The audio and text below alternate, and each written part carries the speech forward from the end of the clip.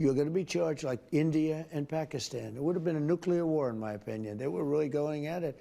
10 planes we shot down. They were going at it. अस्सलाम वालेकुम, welcome to conflict call रात। हमने multiple times Donald Trump के बयानात सुने हुए हैं जिसमें वो बार बार ये कहते हैं कि जी इंडिया और पाकिस्तान के दरमियान एक न्यूक्लियर वॉर होने वाली थी और इस जंग को रुकवाने का क्रेडिट कहते हैं जी वो तो मेरे पास है, ऑब्वियसली मैंने दुनिया को एक न्यूक्लियर वॉर से बचाया। और फिर उसके बाद वो ये भी कहते हैं कि इंडिया और पाकिस्तान के क्लैशेस में 8 एयरक्राफ्ट शूट डाउन हुए, कभी कहते हैं 7 एयरक्राफ्ट शूट डाउन हुए। और ये चीज़ यूएस प्रेसिडेंट ट्रंप कोई 60 दफ़ा से ज़्यादा कह चुके हैं। अब रिसेंटली यूएस प्रेसिडेंट ट्रंप ने एक नई शुरली छोड़ी है। इसमें उन्होंने कहा है कि न्यूक्लियर वॉर तो मैंने रुकवाई है, लेकिन जो एयरक्राफ्ट शूट डाउन हुए उनकी तादाद है 10। अब सबकी हो चुकी है बस, क्योंकि किसी को भी समझ नहीं आ रहा कि ये 10 एयरक्राफ्ट कहाँ से शूट डाउन हुए और कहाँ से नहीं। या हम कुछ दूसरी चीजों को भी डिस्कस करेंगे, खासतौर पर इंडिया इस पर एक सेपरेट नैरेटिव बना रहा है। अब इंडियन साइड पर नैरेटिव ये बन रहा है कि ठीक है जी, इंडिया के 3-4 एयरक्राफ्ट कोई हिट हुए थे, बाकी एयरक्राफ्ट सारे पाकिस्तान के शूट डाउन हुए हैं। तो इसको अगर हम डिबंक करें,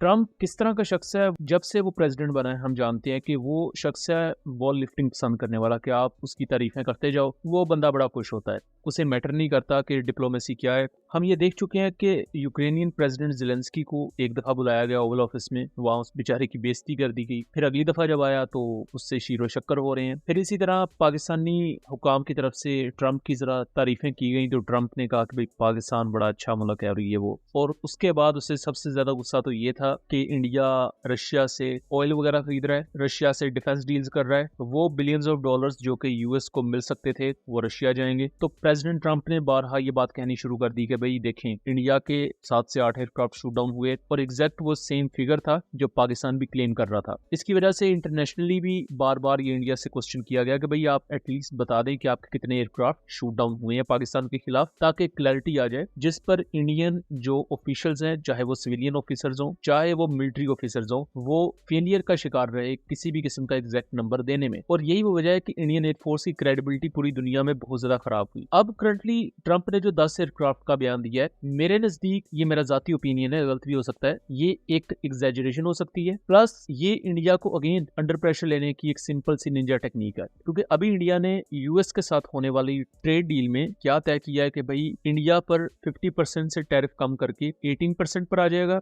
और इंडिया के कई ऐसे की एवेन्यूज हैं, जैसा कि इंडिया की डेयरी प्रोडक्ट्स हैं, प्लस इंडिया में जो ज़राअत का पूरा निज़ाम है, उस पर यूएस को ज़्यादा से ज़्यादा फैसिलिटेट किया जाए। यानी कि यूएस की जो डेयरी और फार्मिंग की प्रोडक्ट्स हैं वो इंडिया में लॉन्च की जाए कम टैरिफ्स पर या जीरो टैरिफ्स पर। अब उससे क्या होगा कि इंडिया का जो अपना किसान है या इंडिया का अपना, आप समझ लें, वो लोग जो डेयरी से रिलेटेड कारोबार करते हैं उनका भट्टा बैठ जाएगा। हम सादा अल्फाज में कहें तो उनके कारोबार के लिए ये बहुत ही ज़्यादा नेगेटिव चीज़ है। हम इंडिया में किसानों के एहतजाज वगैरह भी इसी कॉन्टेक्स्ट में देख चुके हैं। इंडिया उस चीज पर कुछ रिलेक्टेंट है, प्लस इंडिया ये भी नहीं चाहता कि रशिया से कंप्लीटली ऑयल की खरीदारी बंद कर दी जाए, बिकॉज रशिया बहुत पुराना इंडिया का स्ट्रेटेजिक पार्टनर है। अगर एक इतना अहम स्ट्रेटेजिक पार्टनर इंडिया की बैक से पीछे हट जाता है तो यूएस का कोई भरोसा नहीं है। यूएस उस चीज पर भी चाह रहा है कि इंडिया जितनी भी डिफेंस डील्स हैं, खासतौर पर जैसे S-400, इंडिया 5 स्क्वाड्रन्स एक्स्ट्रा ले रहा है, फिर दूसरे मल्टीपल डिफेंस डील्स हैं जो रशिया और इंडिया के दरमियान इस वक्त नेगोशिएशन फेजेस में है। अगर यूएस ट्रंप के प्रेशर पर इंडिया वो चीजें खत्म कर देता है तो सिविलियन डोमेन में तो नुकसान होगा ही, मिलिटरीली भी इंडिया को नुकसान होगा। उसके मुकाबले में अमेरिका उन्हें क्या ऑफर कर सकता है? अमेरिका तो फिलहाल अपनी तरफ से प्रेशर ही ऑफर कर रहा है, और उस प्रेशर टैक्टिक्स में